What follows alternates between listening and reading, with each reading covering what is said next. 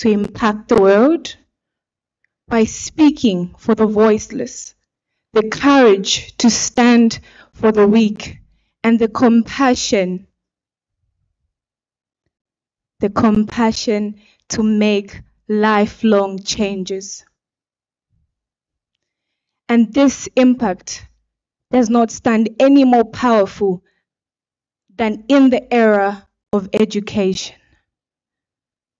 So today, my beauty with a purpose is advocating for the children, youths, and the differently abled from marginalized communities, because I believe this is a power each and everyone should attain, and that is why I stand for that. I come from a beautiful home, loving, but both my parents did not have one thing: an education. And I'll tell you one thing, coming from Africa and being the first child, I knew it was my responsibility to fend for the people I loved. But in this moment, I was young. My innocence was stripped away from me because I had to fend and stand for the people who needed me to. So I stood there, vulnerable, in a world that would strip me of my innocence. At the age of 16, I was almost a victim of early marriage. At the age of 16, I was raped. And this is a silence I kept with me for so many years because I didn't have the power to speak. Had I had the knowledge and understanding that it was okay to speak up, I would have.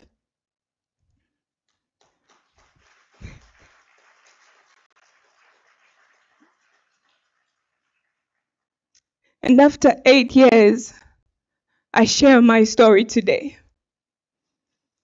For one reason only.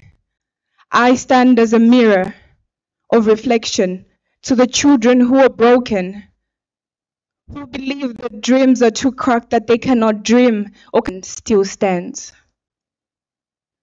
My beauty with a purpose advocates for these children by providing them with a skill, educating them about agriculture, impacting them with things as vital as a good health. As a medical personnel who graduated in the field of medical licensure, I understand the need for these children to be able to fend for themselves when it comes to their health. So we have had campaigns that aware them, that teach them on the awareness of good health. We've had campaigns that help them with the agricultural knowledge. Coming from an African sector, we understand the importance of agriculture, and this is what they need to know. These necessities are things that they need to move with each and every day of their lives, because education and skill is one thing no one can ever strip away from you. We have hosted campaigns, and these campaigns have impacted over 1,000 vulnerable children, orphans, vulnerable, and the differently abled youths. This impact is slowly changing the world. I've heard so many people say you can never change the world. I believe it's because you're chasing after perfection. But one thing we need to change is the narrative. And that's it. Because changing the world is one step at a time. My advocacy when it comes to education is I believe in one key. Education gives understanding. Understanding gives knowledge. And knowledge gives power. And that power is the one tool that each and every child should have as a birthright. Ladies and gentlemen, my name is Faith Walia. Thank you.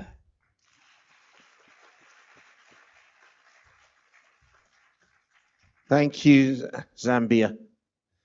We've had some tremendous presentations today and some very heartfelt presentations. I think we're all very proud of the contestants, and we have one left to share her thoughts. And she comes last because, unfortunately, ZI is not easy to go after. So please give a special welcome to Zimbabwe.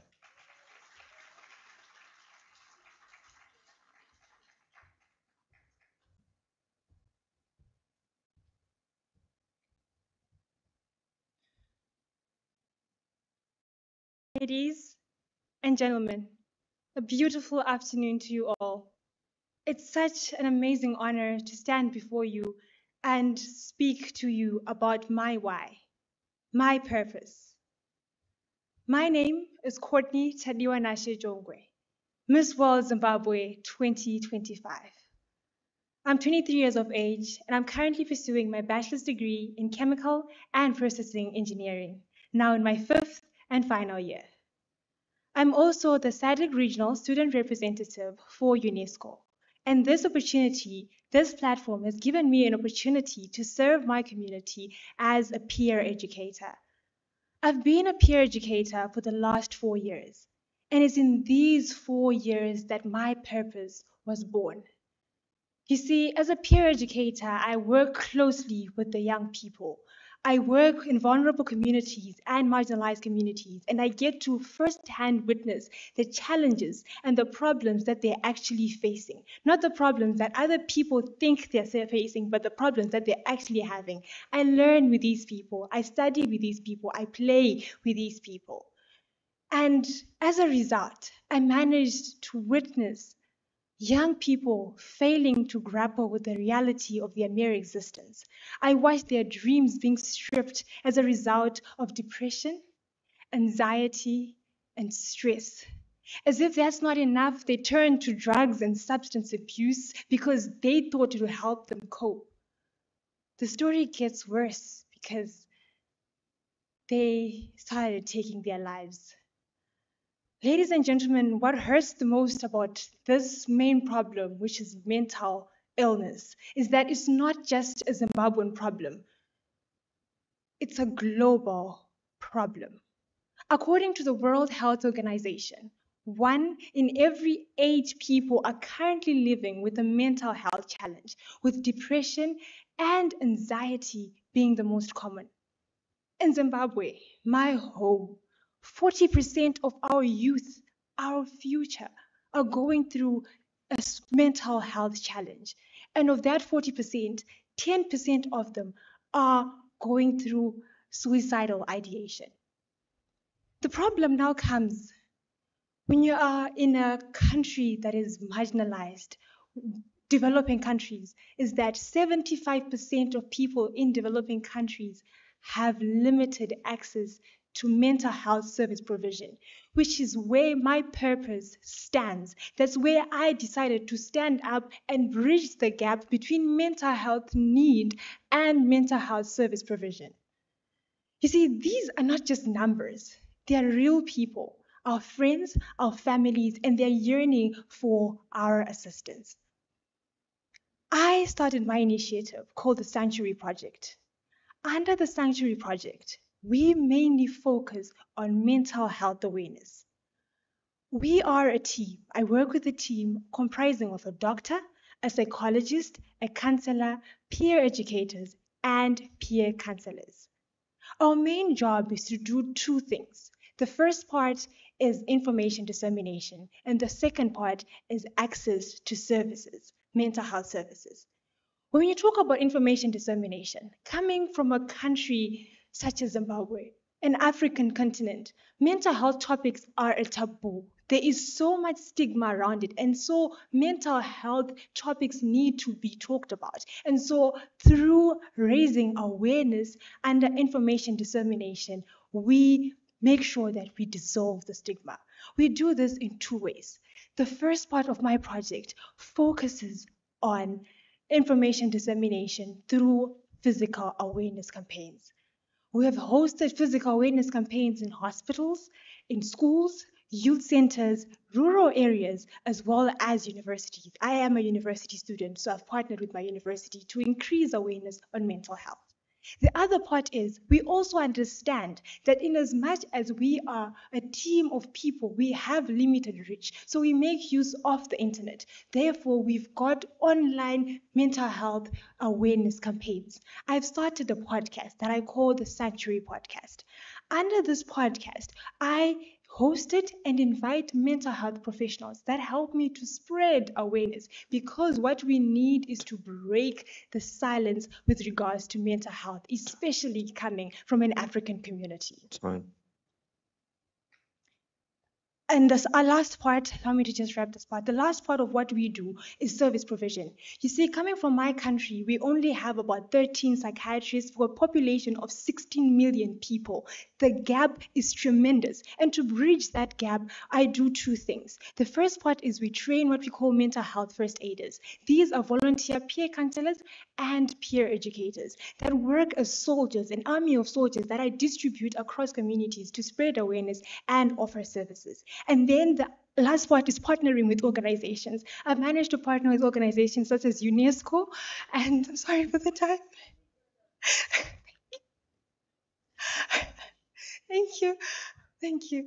And the last part, what we also do as the Sanctuary Project is strategic partnership, aligning with the United Nations Sustainable Development Goal number 17, which is partnership to achieve goals.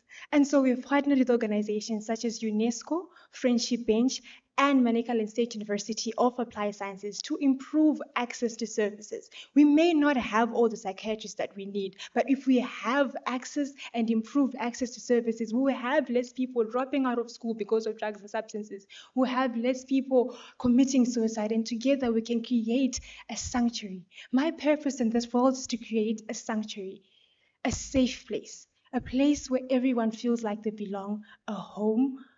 And that is it for me. Thank you so much. Thank you, Zimbabwe. And we've heard so many stunning projects, and it's worth remembering, like we did earlier with Americas and Caribbean, that the whole continent of Africa, you've done the continent proud. Would you all please stand so the rest of us can applaud you for the tremendous work you're doing?